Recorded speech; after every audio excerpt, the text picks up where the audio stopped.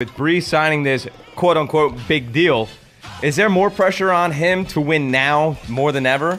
I'm actually going to start off by saying that the whole Saints in general are going to get a kind of a pass this season, I feel like. I would hope Saints fans would give them a little even if they go 8-8 or 6-10, just because they have no coaching staff or anything like that. So even if they take a hiccup this year, but I think the pressure comes next year and thereafter.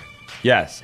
You know what? I'm with you. I think the pressure for this season isn't to win. I think it's to keep the team together. Yes. That's actually a great point. To me, that's the pressure on Drew Brees. The pressure for him is not to win a bunch of games right now. The pressure on him is to keep this team together, keep this team organized, keep them pretty much out of the media in a negative spotlight unless it's directly related to games on the field. Correct. You know, if people are the media is talking about the Saints because they started off 0-3 and they're not playing that well on the field, that's fine. Mm-hmm. That's the kind of drama you can live with if you're a New Orleans Saints fan right now. Yeah, you don't want to hear about anybody getting arrested. No other drama going on. Exactly. That's Drew Brees' job right now. His job is to keep that team out of the media and pretty much be the offensive coordinator for that team. So is this Saints team,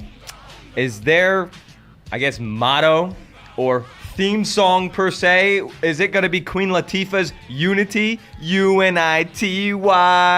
U-N-I-T-Y, that's a unity. Oh, my God. They got to stay united, bro. They have to. That's almost as bad as me singing Baseball's Back. No, that's bro. Almost as bad. Not as bad. At least mine makes sense. Almost as bad. They need to stay unified. They need to stay united. So U-N-I-T-Y, baby. They need to stay united. They have to.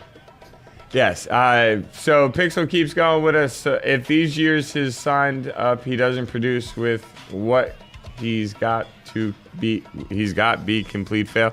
Pixel, you got me off on that one, man. So we're saying if the years that he signed up for, if he doesn't produce, then it's a complete fail. Yeah, that I would say yes. Yeah. I mean, you're gonna pay a guy $20 million a year. You expect big numbers. If not rings, you expect appearances, maybe NFC Championship game appearances at a minimum. You're hoping again. This year is kind of like a coin flip, with them having suspended players and the coaches. So you don't know how this team's going to do, but I would say definitely next year and for the years to come after on the Brees contract, yeah, he's got to put up MVP type numbers every year. You expect, but you know what? He's sort of done it. So you're not. Yep. So you're kind of paying him for what he did, and because we know toward the back end of the contract, he's more or less probably going to drop off a little bit, just a little bit. He could probably still be in the top 7 in the league with quarterbacks. Well, I mean, to me, it's not even on whether he is really going to drop off. I think it's a matter of, as those last 2 years of the 5-year deal roll out, the Saints are probably going to start looking for their next quarterback. Correct. So that's why so much is front-loaded, and then your last 2 years are a little cheaper.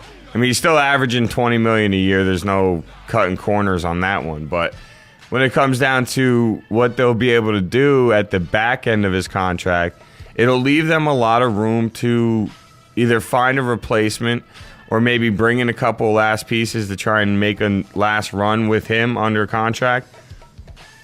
But to me, I think $100 million for any human being to work for 5 years is a retarded amount of money and is not necessary. But it's the world of sports. That is the world of sports. So that opinion to me means absolutely nothing because it's the world of sports and this is how it's going to be. And Aaron Rodgers' contract will be better than Drew Brees'. Oh, absolutely. And, you know, the funny thing is in the couple articles I read after Brees got his contract, the one writer, I didn't write down his name because I couldn't believe he said it. So I just wanted to say that he said it and move on from it. But the one writer writes how much this contract for Brees will help Tony Romo with his contract negotiations. Romo's contract expires after this year. I saw that too. And I'm sitting there thinking, I'm like, any man that sits there and is going to try to tell me Tony Romo is worth the same amount of money as Drew Brees. You're crazy. Is insane. Now, do I think he's worth the same amount of money as like Joe Flacco or Matt Ryan? Hell yeah. Yeah. Is he worth Drew Brees? No. No. Is he worth Tom Brady? No. Is he worth Peyton Manning? No. Is he worth Aaron Rodgers? No. Like, it's, just how they do the rookie wage scale where it's all slotted, wherever you are. No hatred. I'm a Cowboy fan. I don't hate Tony Romo. From what I got to watch after Aikman left, Tony Romo's the best thing Dallas has seen. So I like Tony Romo. The man drives you nuts when he plays the game, but the simple fact of the matter is he's the best option for the Dallas Cowboys. I do think that the guy is very talented and will get a nice payday, but I don't see him worth $20 million a year. And I'm sorry, you can't even give him that money. He only has, one playoff win in his career? One. That's it. One. And he has a botched snap and and his other playoff loss. He has 2 other playoff losses. One was a blown-out domination win by the Vikings with Favre. And the other one was when they were 13-3 with the number 1 seed in 2007, and the Giants came in and beat them, which that game still eats at me for the simple fact that when you go back and look at the stat line of the game, strictly stats, if you took the score off of the stat box and just looked at stats, you'd say Dallas won by 10. It's unbelievable, but that's why everybody loves football. Yeah. You could dominate all game. You make a stupid mistake here, a stupid mistake there, and you lose the game. But, that was a funny little twist to me when I saw somebody wrote that. But I guess the bottom line question is yes or no. I mean, we don't have to get too much more into it, but is Brees truly worth the $100 million over 5 years? Yes, he's definitely worth it. He is, for what he's done for that franchise and basically revitalizing everything. He brought them from being a pitiful franchise the to ain'ts. the ain'ts to the somethings. Yeah, pretty much. I think, in my opinion, I said this in the article. I don't really think any human being in this world is worth getting $20 million a year over a 5-year span. No, there's nothing you can name unless that person is out there curing kid cancer and saving kids' lives every single day, all day long. No person in this world, in my mind, is worth $20 million a year. But in the world of football, Drew Brees, to me, in New Orleans, is worth that. I think if he signed with another team, he isn't as worth it. I agree. In the city of New Orleans, Drew Brees means so much to the people that live there and to the surrounding area, it's not even funny. On top of that, Drew Brees means so much to the backbone of the team with everything that's gone on over the past 6-7 months. He is the foundation of what they now need to build off of. They need him to move forward. You need him to keep pace with your city.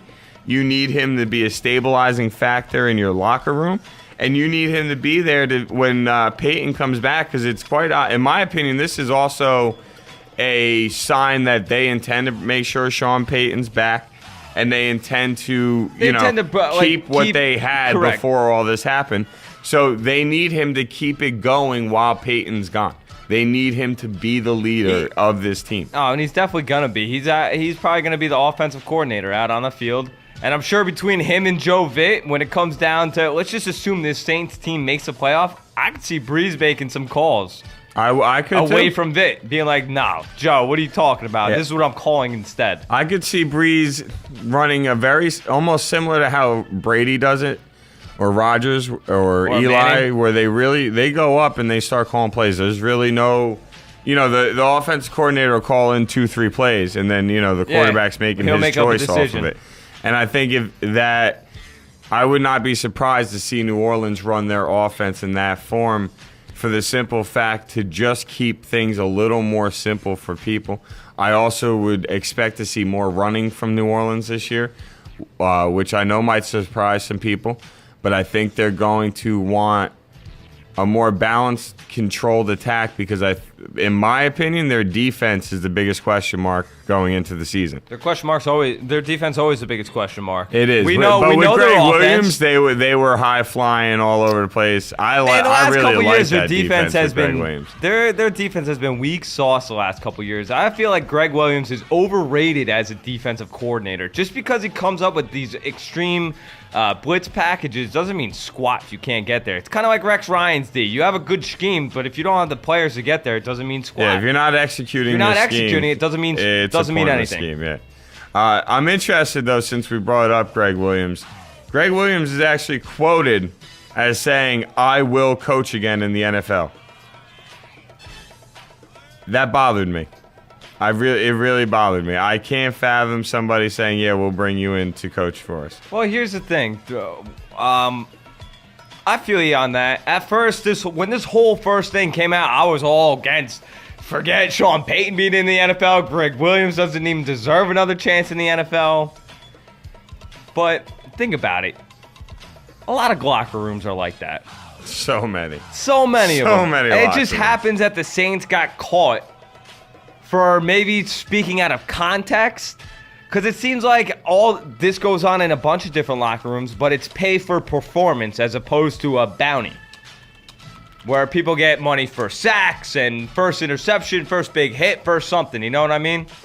So it wouldn't surprise me to see him back, possibly as like, I don't know, cornerback coach or a lineman coach. I don't think he's going to come back as a coordinator. And jump right in. I don't think he'll be a coordinator right away. Definitely pay dues, that's for sure.